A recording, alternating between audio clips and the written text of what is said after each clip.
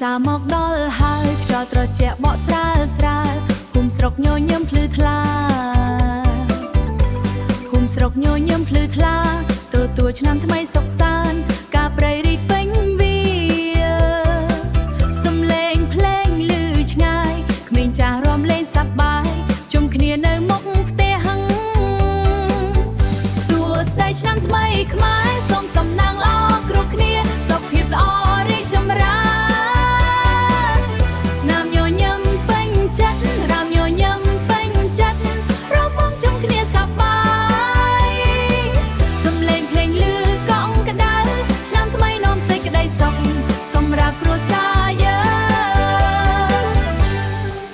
សាច់ពេញភូមិមិត្តភ័ក្តិជួបជុំគ្នាចាក់ភ្លេងរាំវង់រាំក្បាច់រីករាយដល់ព្រឹករីករាយដល់ព្រឹកព្រឹកថ្មីទៅវត្តយកបាយបន់ទៅថ្វាយសូមពរព្រះជួយឲ្យជីវិតសុខសាន្តសួស្ដីឆ្នាំថ្មីខ្មែរសូមសំណាងល្អគ្រប់គ្នាសុខភាពល្អរីកចម្រើន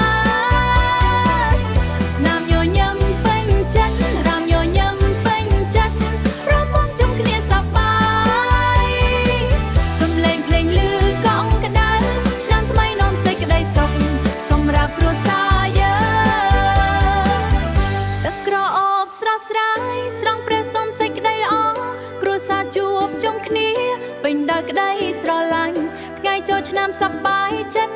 ភ្លេងខ្មែរលើពេញទីស្នាមញញឹមកាត់គ្រប់គ្នា